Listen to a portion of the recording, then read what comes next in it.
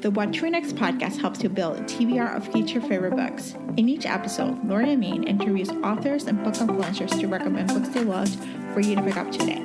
If you're an avid reader, always looking for your next great read, then the show's for you. Hi, Allie. Welcome to What to Read Next podcast. Hi, thank you so much for having me. So happy to have you here. So tell us a little bit about yourself. About myself. So my name is Ali Hazelwood, and I write romance novels and rom-coms. So far they're all set in either STEM or academia. And my debut came out about a year ago. It was The Love Hypothesis, and my next book is coming out I'm not sure when this is going to air, but it'll come out on August 23rd. And yeah, that's it, I think. And I have 2 cats. Okay, tell us the names of your cats and which one's in your lap right now. Okay, so right now, there is a cat on my lap right now, and his name is Hux. And he is sleeping peacefully, and he's very cute. And just to be very open to the listeners, I dragged the cat on my lap. He wasn't sleeping there. He was sleeping next to me. I'm so sorry, Hux. My other cat, who knows where, is Bernie. And he's great, and he is a little bit smarter than Hux, but we love them equally. Oh, I love it. I love cats. They're so cute. They're like, Me they have the too. best life, honestly. They're like, I they know. sleep, they get fed, they take care of it, they're independent. I think my love for cats stems from my envy toward cats. Like, I wish I was a cat. Yes, I wish I had the life of a cat. Like, honestly, they have the best life possible. Truly, yeah. And like they get spoiled, but they're like, oh, we'll take care of you. Like human, we don't need you right now. Yeah, they're like, this is what is owed to me, and I will not be grateful. I will only give you affection when I want to give you affection, and we do this on my terms. All right, so let's chat about your writing process. Like, why led you to start writing romance novels? Because you're involved in academia, so. Mhm. Yeah, so I actually started writing romance. Okay, I started writing fan fiction first. So originally I was, and I still kind of consider myself mostly a fic writer, because I've written more words of fan fiction than of original stuff. So I started, writing fan fiction, and then a couple of years later, I kind of got really lucky in the sense that my current agent, Taule, who is amazing, has been, she was on AO3, which is the place where most fan fiction is posted. And sorry, the cat just left me. I lost the love. My agent was on AO3 reading fan fiction, and she found mine, and she was like, I think that what you're working on might work within a traditional romance publishing space if you're interested. And I was. And so we started working on, more original stuff and books, and she really held my hand a lot. So that's kind of how it started. Oh gosh. And then we had the Love Hypothesis. Mm-hmm. So what was the process of like understand, like you had a debut novel that came up and then it's just like exploding, for you, like it went from 0 to 100, Yeah, I mean, it was amazing. It was really all like book talks doing, and book of the month as well. Like I got really lucky in the sense that my novel was placed, but my publisher really placed my novel like in a bunch of venues and outlets that made it so that a lot of people noticed it. It was like a bunch of really cool and unexpected coincidences that made it so that a lot of people knew that the novel existed and had it on their radar. Yeah, I remember your novel when it came out, like before the early reviews, like it was like 4 or 5 months. It came like the publisher dropped the arc like really early. Mm-hmm. And I remember the early reviews were like, "Oh my gosh, you need to read this book," and it was like, and so I think by the time I got it, like I was like, oh my gosh, I need to read this book. It was like the word of mouth from early reviews was like, you need to read this book. I Oh. cannot tell you what's happening, but you just need to read this book. I don't really read reviews Yeah, because I am fragile and and yeah, because they're not for me, they're for readers. So yeah. I'm not really sure what was happening, but I definitely think that it was even just a couple of weeks before the book came out. It was all very unexpected. Like I remember that like my publisher had to reprint the book almost immediately after it came out because I don't think they expected that many people would buy it. And I really think that that's because like the big part of the success was after it came out on Book of the Month, and a lot of book talkers and book influencers, like my beloved Pauline, she's this book talker that I'm like obsessed with, Yeah. and like they were giving it shout outs, and they were like, oh, we read this book and we liked it, and so that was just amazing. Yeah, it's the beauty of like, word of mouth. Yeah, exactly. Yeah, it was just so lucky because there were like so many things that had to happen Yeah, and did happen, and I was like, oh my god, this is fantastic. I cannot believe it. that's awesome. So congratulations. All right, so let's chat about Love on the Brain, what is the elevator pitch for this one? Okay, so my elevator pitch is that Love on the Brain is the story of B, a neuroscientist who ends up having an amazing career opportunity, which is co-leading a very important project at NASA.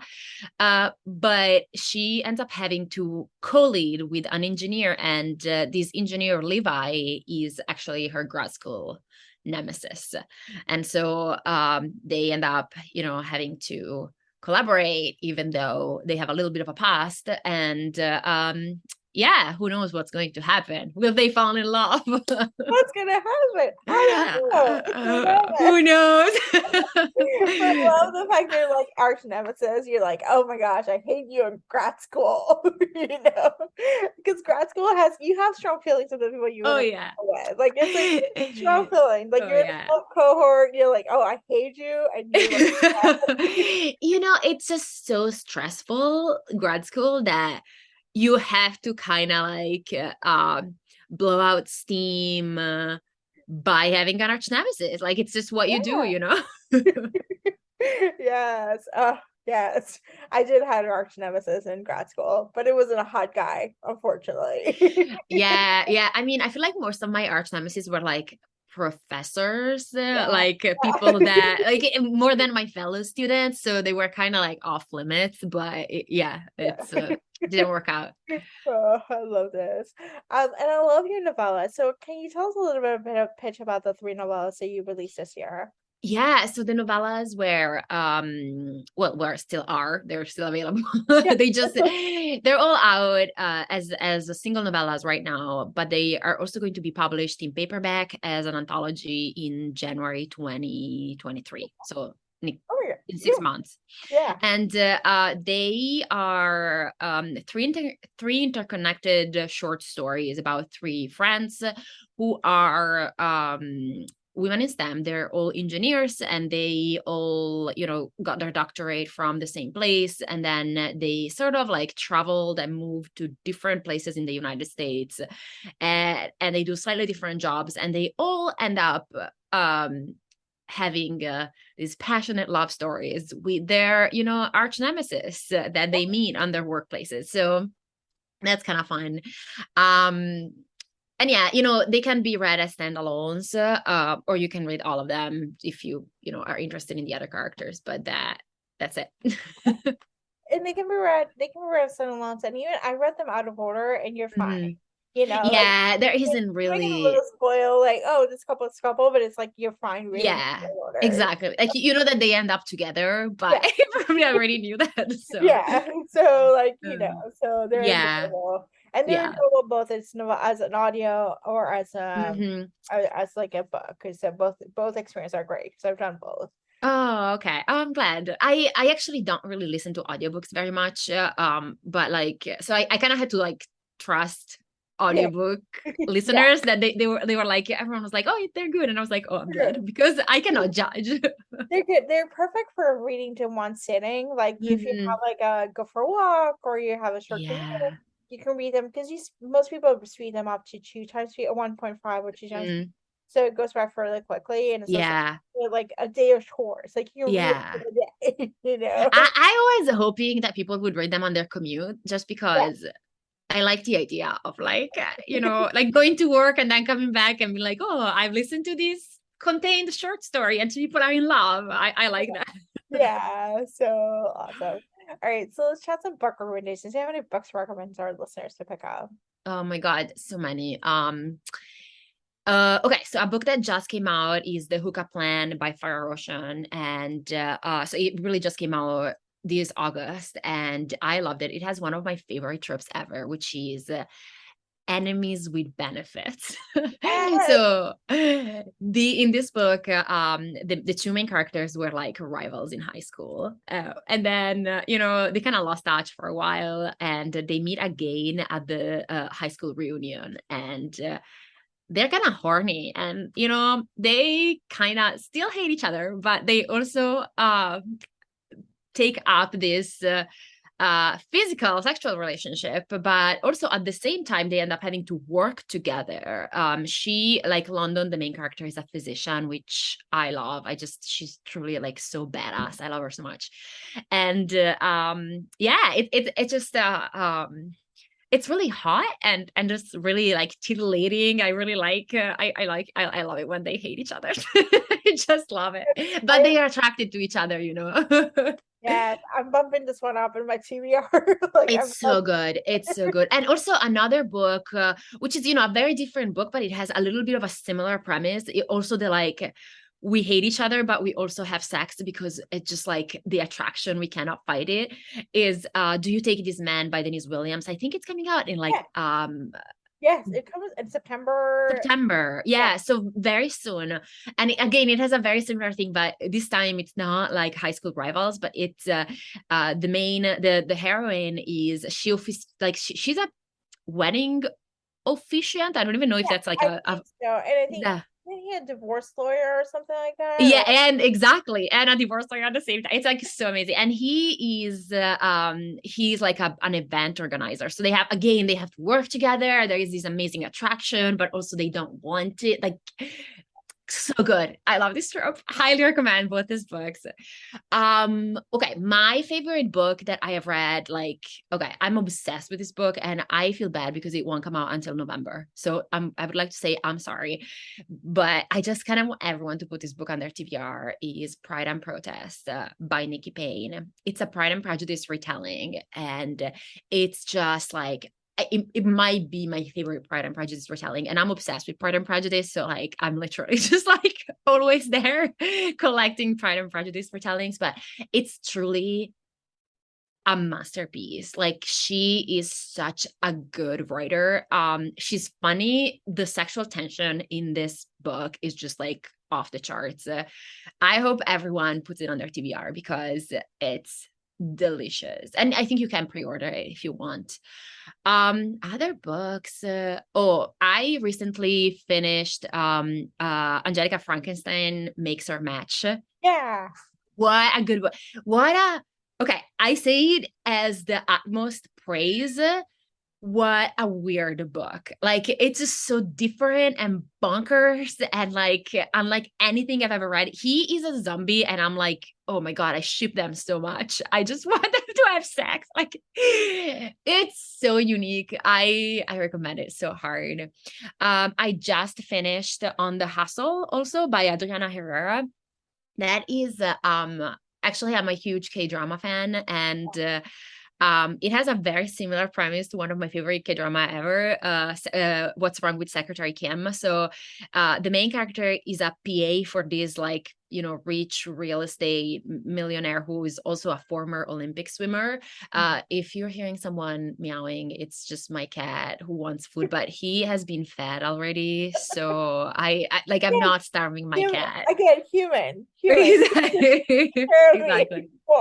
Human, feed me more. And I'm like, you have already had a lot of food today. But anyway, sorry. And it's basically the story, like this PA quits to go and like open her own business, and he just like collapses. He cannot live without her. Yeah. And he was always like very cold and aloof, but we find out that the reason he was like that was that he just didn't want his attraction to her to like be uncovered.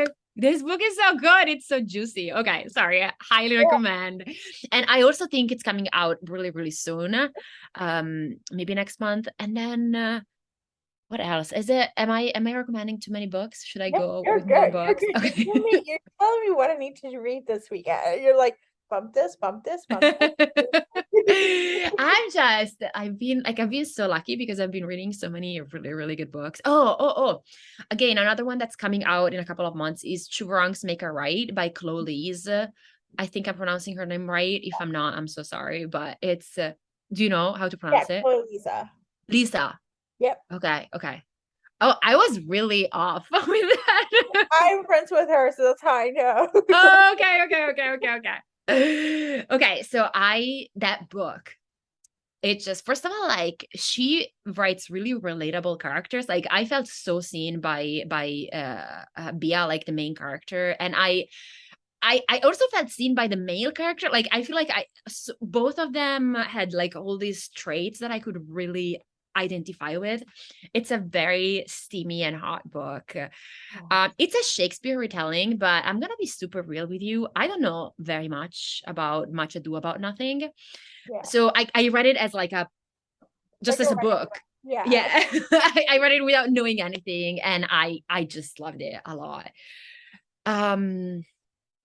Okay, what else?